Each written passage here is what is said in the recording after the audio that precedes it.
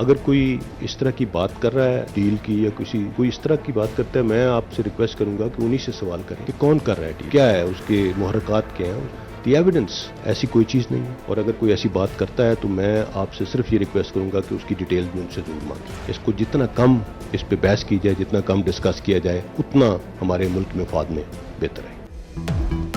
नवाज शरीफ से डील की बातें बेबुनियाद हैं। जो ये बात कर रहा है उसी से सवाल करें। क्या सबूत हैं, शवाहिद क्या हैं, मुहर्रिकात क्या हैं। तर्जुमान पाक फौज मेजर जनरल बाबर इफ्तिखार का डील से मुतालिक सवाल पर जवाब। कहा सिविल मिलिट्री ताल्लुकात में कोई मसला नहीं, इस्टेब्लिशमेंट को इस मसले से बाहर रखें। कोई दो राय नहीं कि हर चीज में मईशत का अमल दखल है। मुल्क के लिए मौशी चैलेंजेस नए नहीं।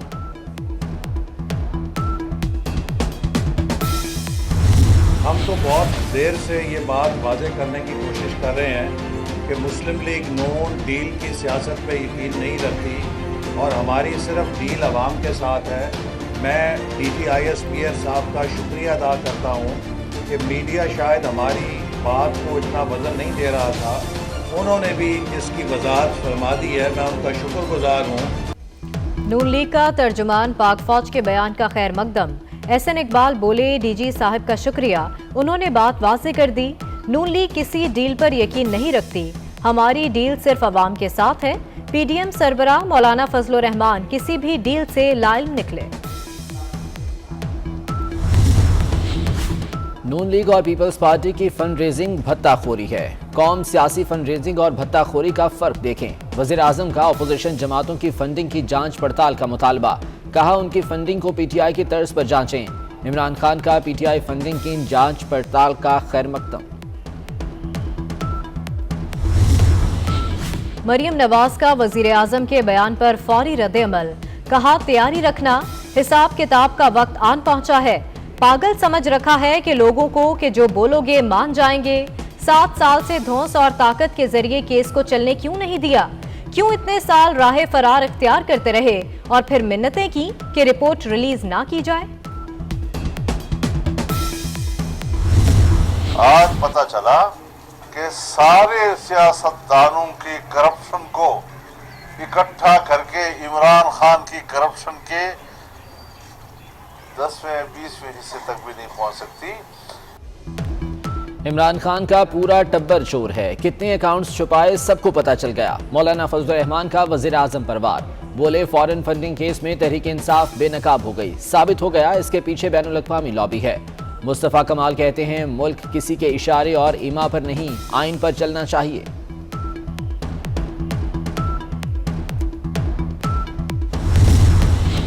इमरान खान का करप्शन से आलूदा भयानक चेहरा सामने आ गया। बिलावल भुट्टो जरदारी की तनकीद। कहते हैं करप्शन के खिलाफ नाम निहाद मुहिम की आड़ में मुल्क को लूटा गया। इलेक्शन कमीशन की रिपोर्ट PTI की गैर मुल्की फंडिंग को साबित करती है। लाहौर में पीपल्स पार्टी की सेंट्रल एग्जीक्यूटिव कमेटी का इजलास। मिनी बजट में अवाम पर कितना बोझ पड़ेगा? चेयरमैन FBR अशफाक अहमद ने सच बता दिया। कहते हैं 2 अरब नहीं, अवाम पर बिलवास्ता 33 अरब रुपए टैक्स लगेगा। अगले बजट में 357 अरब की टैक्स छूट खत्म की जाएगी। सेनेटर तलहा महमूद ने जवाब दिया, बजट के बाद महंगाई का तूफान आएगा, अद्वियात और गाड़ियों की कीमतें बढ़ जाएंगी।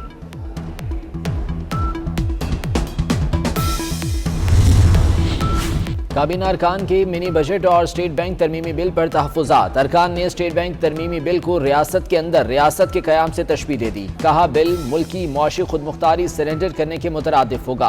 विफाकी वज़रा का कर्जे और महंगाई बढ़ने पर भी इजहार तशवीश।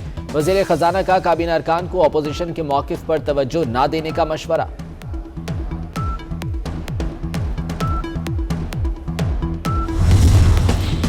पाकिस्तान के लिए एक और बड़ा चैलेंज। सऊदी अरब से $3 अरब मिलने के बाद भी बैरूनी कर्जों में इजाफा। पाकिस्तान के बैरूनी कर्जे मुल्की तारीख की बुलंद सतह $130 अरब पर पहुंच गए। 6 माह में तजारती खसारा 100% इजाफे से $24 अरब 78 करोड़ हो गया। महंगे नमक ने हंडिया का जायका फीका कर दिया। नमक की कीमत में एक बार फिर इजाफा। मुख्तलिफ कंपनीज का 800 ग्राम नमक का पैकेट 50 रुपए का हो गया। ब्रांडेड सादा नमक 800 ग्राम 30 से 35 रुपए में फरोख्त। आयोडीन मिला नमक 45 रुपए किलो में फरोख्त होने लगा। बच्चों की उम्मीदों पर पानी फिर गया। मौसम सरमा की तातीलात में इजाफा नहीं होगा। Secretary schools education Lahore Ghulam Farid ने बता दिया। कहते हैं छुट्टियों में तौसी की कोई तजवीज़ ज़ेर गौर नहीं। तमाम स्कूल मामूल के मुताबिक मुकर्ररा वक्त पर खुलेंगे। कराची में बादलों का राज। महकमा मौसमियात ने तेज बारिश की खबर दे दी। मुख्तलिफ इलाकों में बारिश का पानी अब तक जमा। के इलेक्ट्रिक ने भी मौसम का मजा किरकिरा कर दिया। कई इलाकों में बिजली की बंदिश से मकीन परेशान। कोरंगी बिलाल कॉलोनी में करंट लगने से एक शख्स जाँ बहक।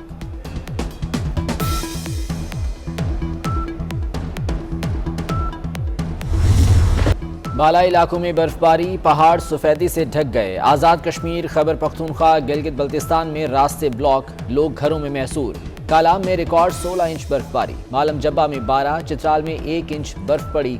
मरी में बर्फबारी के बाद सयाहों का रश। कराची में बारिश के बावजूद जमात इस्लामी का धरना। शहर भर के मदारस के तलबा भी शरीक। हाफिज नईमुर रहमान कहते हैं 6 दिन गुजर गए, हुकूमत के कानों पर जूं तक नहीं रेंग रही। सिंध हुकूमत ने इदारों पर कब्जा कर रखा है। ओमिक्रॉन ने बड़े शहरों में पंजे गाड़ लिए। लाहौर में मजीद 19 अफराद में वायरस की तस्दीक। मुतासर अफराद की तादाद 170 हो गई। कराची में ओमिक्रॉन के मजीद 32 केसेस, तादाद 124 तक जा पहुंची। पाकिस्तान में कोरोना के 898 नए केसेस। 5 अमवात। मुस्बत केसेस की शरह 2% के करीब हो गई। वफाकी हुकूमत का आवाम को जल्द से जल्द वैक्सीन लगवाने का मशवरा।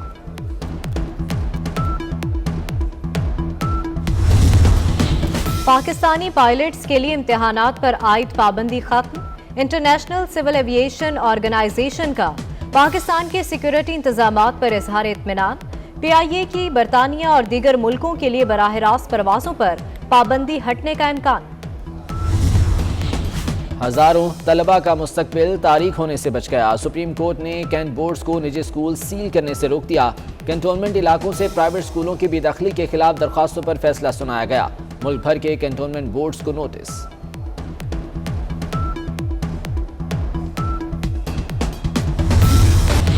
बरतानवी अदाकारा एमा वॉटसन की फलस्तीनियों के हक में पोस्ट पर इसराइली हुकाम आग बगोला।